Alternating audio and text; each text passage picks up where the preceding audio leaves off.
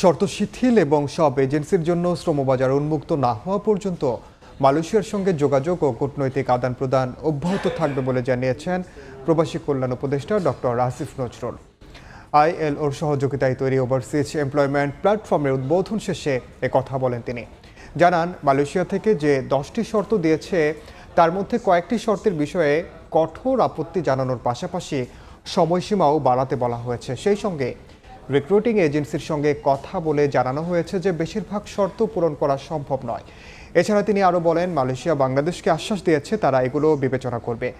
বৈশ্বিক শ্রমবাজারে বাংলাদেশের সুযোগ তৈরিতে সরকার কাজ করবে বলেও জানান উপদেষ্টা।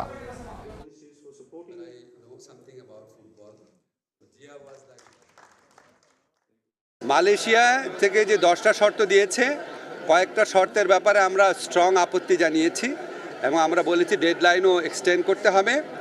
আমরা রিক্রুটিং এজেন্টের সাথে কথা বলে এই শর্তগুলোর কথা জানিয়েছি যে এগুলি মিট আপ করা সম্ভব না এবং এগুলি মিট আপ করতে গেলে এখানে সিন্ডিকেট হবে। আবার অল্প কয়েকটা বড় শুধুমাত্র রিক্রুটিং এজেন্ট সুযোগ পাবে, আমরা সেটা চাই না। আমরা চাই সুযোগ যতদূর সম্ভব অবারিত যেন করা হয়।